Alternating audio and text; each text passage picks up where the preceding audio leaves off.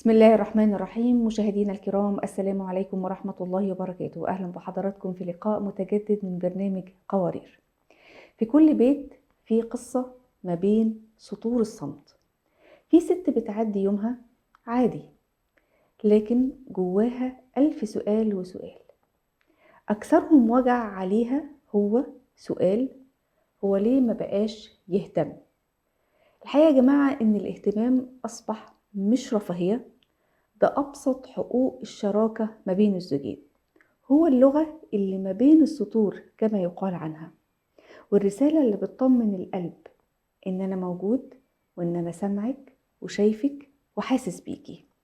بس لما بتبتدي الزوجة تحس إنها موجودة مجرد جسد فقط بس في البيت، وإن اللي جنبك بدأ ينسى أصلا وجودك، وينسى إنك محتاجة كلمة، لمسة، نظرة، طبطبة، بتبدأ هنا بقى البعد الحقيقي والفجوة الحقيقية ما بين الزوجين. والمشكلة الأكبر إنك بتضطري في المواقف دي إنك تطلبي الاهتمام، ولأن الاهتمام ما بيطلبش زي ما كتير من الناس بتقول. لو طلبتيه بيفقد قيمته، زي ما زوجات كتير بتقول وبتشعر إنها لو طلبته هيكون ملوش قيمة ومش هتحس بيه. ليه بيوصل الزوج لمرحلة إنه مش شايف، مش سامع، مش مهتم، حتى مش مهتم بيها في أضعف لحظات حياتها، وهي مثلا والدة تعبانة في مشكلة؟ لا، هو فقد الاهتمام تماما بزوجته. طيب، ليه دايما بنلاقي زوجات كتير بتقول جملة: أنا بشحت الاهتمام منه، أنا ناقص أقوله أنا هنا، أنا موجودة، كلمني. عن إن الاهتمام ما بيطلبش ولا بيطلب هيكون موضوع حلقة قوارير اليوم بإذن الله تعالى، مع ضيفتنا اللي مشرفانا الأستاذة أشجان يحيى، خبيرة العلاقات الأسرية والزوجية. أهلا ومرحبا بك يا أستاذة أشجان. اهلا بيكي يا ندى والساده المشاهدين. أهلا وسهلا. نقطة الاهتمام ما بيطلبش ولا بيطلب، ولو الطلب هيفقد قيمته ولا لأ، هنناقش كل ده. ولكن خليني الأول أعرف مع حضرتك مع كل المشاهدين إيه هو مفهوم الاهتمام؟ الاهتمام لو احنا عايزين نقول هي كلمه يعني في بعض الكلمات لما الواقع الاذن كده بيجي عليها بتحسي بارتياح، فمن ضمنها موضوع الاهتمام ده. لما بتسمعي كلمه انا مهتم بيكي، او يا ريت تهتم بيا شويه، او تيجي في اي صيغه، فعلى طول بيحصل نوع من انواع الانتباه. انا بنتبه للي قدامي، هو قال حاجه كده مهمه. الاهتمام هو نوع من انواع التعبير بيقدمه الشخص للطرف الاخر، سواء صديق سواء اخ او ايا كانت شكل العلاقه. فهو نوع من انواع المشاعر اللي بتؤدي لنوع من انواع الاحتواء. انا ببين ان انا مهتم بيك، يعني ان انت في دائره الاهتمام الخاصة بيا. أنا مهتم بيك إن أمرك يخصني. أنا مهتم بيك إن أنا من حقي إن أنا أطمئن عليك، وإن أنا بتتبع أخبارك بكل خير. فالاهتمام هي كلمة واسعة كبيرة فضفاضة، ولكن وكل شكل من أشكال العلاقات له نوع معين من الاهتمام، ولكن الفحوى فيه هو نوع من أنواع الاحتواء. المهتم بالشيء بيحتويه، بيتضمن كل الأجزاء فيه، بحيث ان انا كل جزئية في الشخص ده، سواء صحته سواء نفسيته سواء، فأنا على علم بيها من باب حب الشخص. أنا بحبه وبحترمه وبدور عليه. ففكرة الاهتمام هي من الحاجات اللي يعني احنا لما هنيجي نبص على كل حاجة حوالينا، هي سبحان الله جزء منها فيها الغريزة. يعني هي الأم بتهتم بأبنائها، دي غريزة. الأب بأولاده، الأخ بإخواته، هي فيها نوع من أنواع الفطرة، إن أنا بهتم بشكل طبيعي. والمفروض هي جزء كبير منها شعور بمسؤولية. يعني أنا بهتم بولادي، بهتم بيهم، تمام، هي فطرتي كده. ولكن طبعا في رعاية وفي تربية، والرعاية جزء منها الاهتمام. يعني أنا بأكل وشرب وبهتم والله ده تعبان، لا ده سخن، ده محتاج كذا. فهي شكل من أشكال الاحتواء وتعبير عن الحب. فهي دي الفكرة. تمام جدا. طيب، إيه اللي يخلي الزوجة تحكم على زوجها إنه مش مهتم بيها؟ بمعنى إيه هي التصرفات اللي ممكن تصدر من الزوج اللي تخلي الزوجة فعلا على يقين إنه أصبح غير مهتم، ثم بعد كده هتبدأ تقول له انت مش مهتم أنت مش بيا ليه؟ مهتم بيعمل ايه بقى عشان هي تقول كده؟ هي اهم حاجه اللي لازم نبقى فاهمين ان الامور في العلاقات الانسانيه لا تتشابه. يعني ايه؟ يعني انا النهارده لو قلت لو زوجك ما بيقولكيش وانت نازل، لو هو نازل الشغل مع السلامه يا حبيبتي، لو ما بسكيش وهو نازل، لو ما اتصلش يطمن عليكي بعد ساعه، فهو كده مش مهتم. فبالتالي هنلاقي يعني 70-75% هتقول ايه ده ما بيعملش كده، يبقى هو مش مهتم.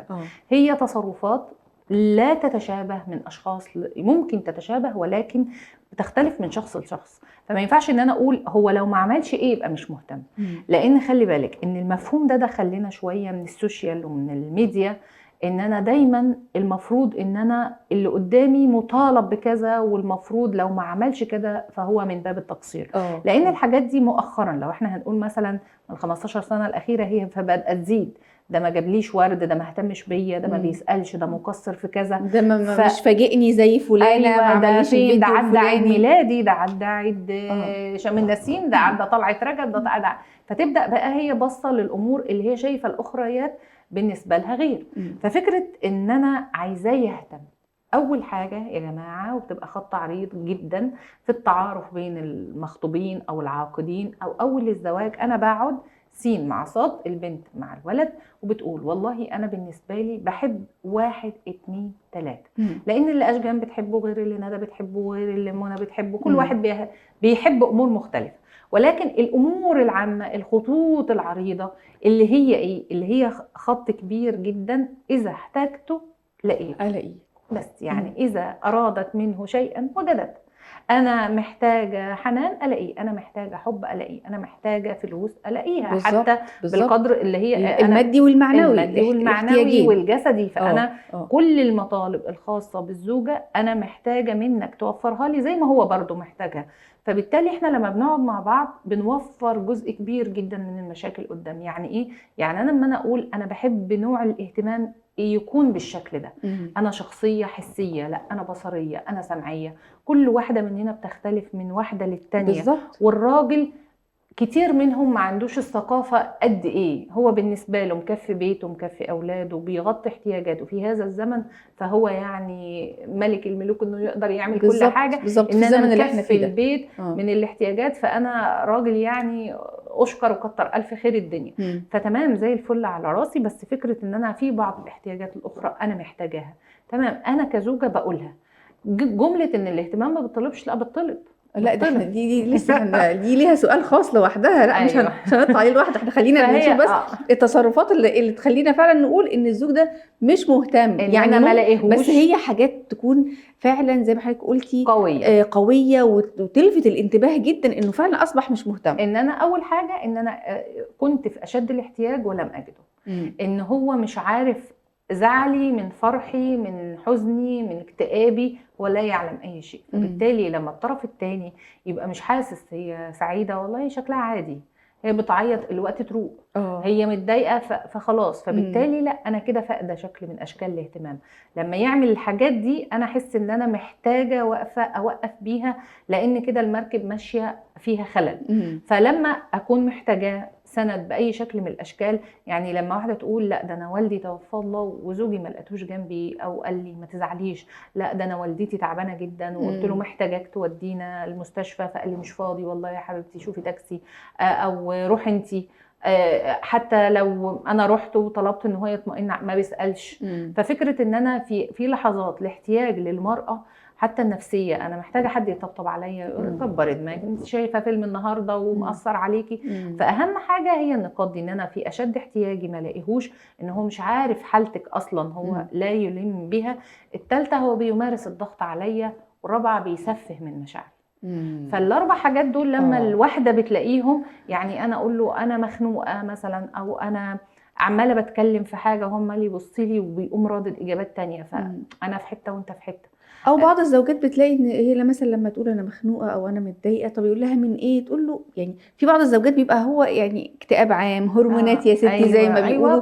فدايما ضغوط الاولاد تلاقيه يرد ايه، انت والله بتدلعي، انت مش حاسه بالنعمه اللي انت فيها، احمدي ربنا على اللي انت فيه، غيرك بيتمنى ربع اللي انت فيه. فتقول انا مني لله اللي انا قلت له، انا صحيح. ايه اللي خلاني اقول له ده شايلني هم فوق همي. وفكره ان انا الرجال في بعض الامور هم ما عندهمش علم بيها. بمعنى ايه؟ فكره النفسيه بتتعب في الحمل، النفسيه السهر بسبب الرضاعه، فكره الاولاد انهم ورا بعض، فكره وجود اولاد توائم، فكره الزوج مسافر، فكره ان انا قاعده في بيت عيله وفي ضغوط من العيله. كل الحاجات دي هو الزوج بالنسبه له عنده بعض الاجابات الثابته. كل الناس عايشه كده، كل الستات حملت وولدت.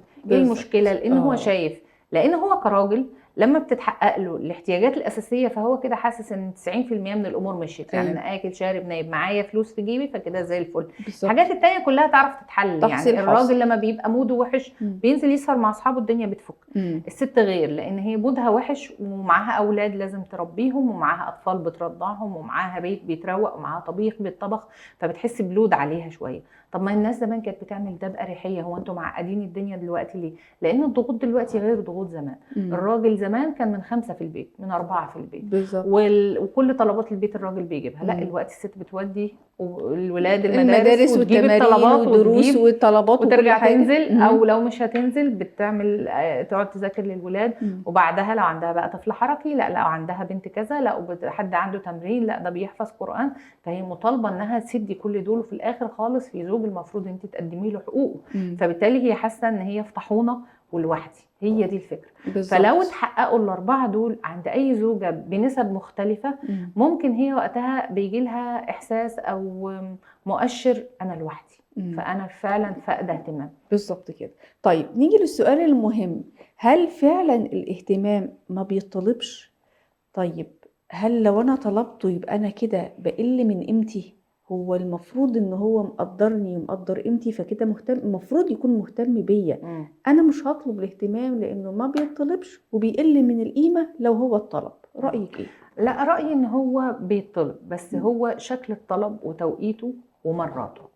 بمعنى ان زي ما كنت بقول لسه ان فكره ان احنا نقعد ونتكلم انا بتصالح ازاي، انا بحب ايه اشكال الهدايا اللي بتجيبها. يعني مثلا في واحده تقول نفسي يجيب لي ورده، نفسي يجيب لي، لا ما بحبش الورد، يجيب لي شوكولاتايه، لا ما يجيبش ده ويديني فلوس. كل واحده بتحب الاسلوب اللي بتحس ان هي دي مدخل عندها.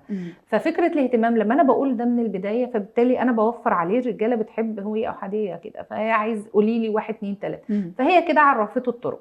ففكره انا ما احبش انام زعلان، انا ما احبش ان اتساب فتره متخاصمين بالظبط، فهي بسيبك تهدي وهو بيسيبها تهري وتنكد في نفسها تبدا تزيد. ففكره ان انا دايما بعرف انا بتصالح ازاي، انا بتضايق اشكال تعبيري عن المضايقه بتيجي ازاي او الزعل ازاي. ففكره بقى الاهتمام، طب الاهتمام هيجي ازاي؟ ان انا اقول والله انا جربنا ده وهو طنش مثلا او ما ركزت او ما خدش باله. لا بقول امتى هي دي. يعني مش في عز مشكله معينه اقوم جايبه كل الماضي. استرجاع الماضي ده كارثه. يعني هو انت ما جبتش واحنا مخطوبين كذا وانت في قري الفاتحه عملت ايه وانت كذا، فتلاقيها جابت كل الماضي فهو مش عارف بقى هي قصدها دلوقتي ولا قصدها زمان، ودي بتخزن ده مش مصفتش.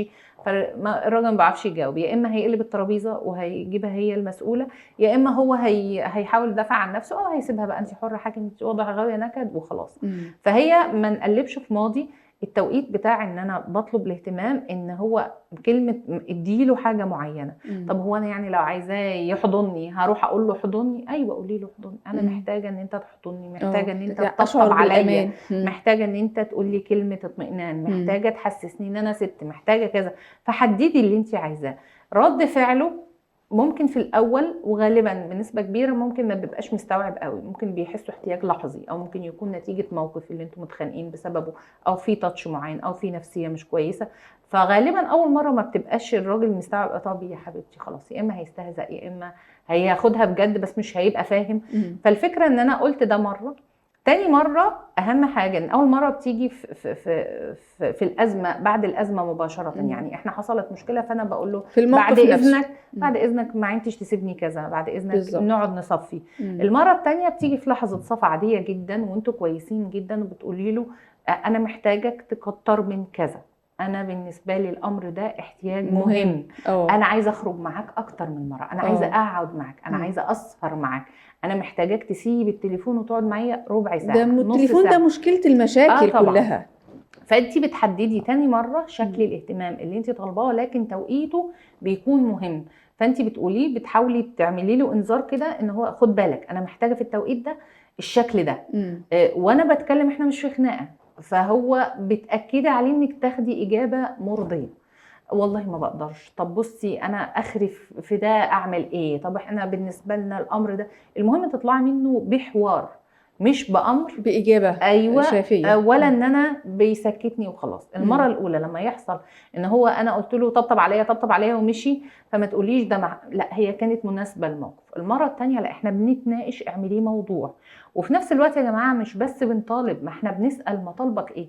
لان ممكن بعض الرجاله بالنسبه لها بيبقى فكره الاحتواء او ان انا اهتمام، ما هو انت مش مهتمين اصلا بيا. كنت لسه هتكلم معاك في النقطه دي. في راجل لما زوجته تقول له انت مش مهتم وتلومه، فيحس ان هو اتزنق، فيروح قلب الترابيزه عليها، انت اصلا مش انت اصلا مش مهتمه. ما هو انا مش مهتم ليه؟ ما هو عشان انا شايف ان انا مش في اولوياتك، مش في اهتماماتك. انت يا ستي لو كنت ويبدا مركزه يقطم فيها، وانت لو كنت مركزه ومش عارف ايه والكلام ده كله. طيب ليه في اول الجواز بيبقى مهتم بيها جدا، وراحة جاية قعدت أكلت لبست عملت، وبعد كده بالتدريج بيبدأ تحسي بيتلاشى الاهتمام، معرفش بيروح فين. قولي لنا بيروح فين بس عشان نروح الزوجات يروحوا يجيبوه.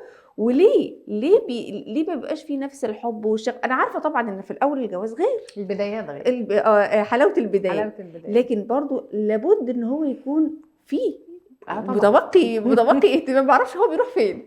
هي الفكره ان لازم نبقى فاهمين ومتقبلين فكره تقسيم مراحل الحياه الزوجيه. يعني انا لما بجيب قطعه اساس في البيت، لما بجيب اباجوره جديده، لما اجيب حاجه في البيت جديده، فانت اول ما بتحطيها راحه جايه تبصي عليه، والله جميل، والله يسلم ذوقي، والله ده انا جميله جدا، انا ما حصلتش، ده انا ايه ده لايقه على كذا، وتجيبيها كده وتجيبيها كده، حاجه جديده في البيت. فهي الفكره ان البدايات ليها شكل مختلف، فانت في حياته وهو في حياتك. بس الرجاله بتتعود بسرعه، بتألف بسرعه. يعني خلاص تمام، عشنا واستمتعنا وجربنا واتقفل علينا باب، نفوق بقى لالتزاماتنا.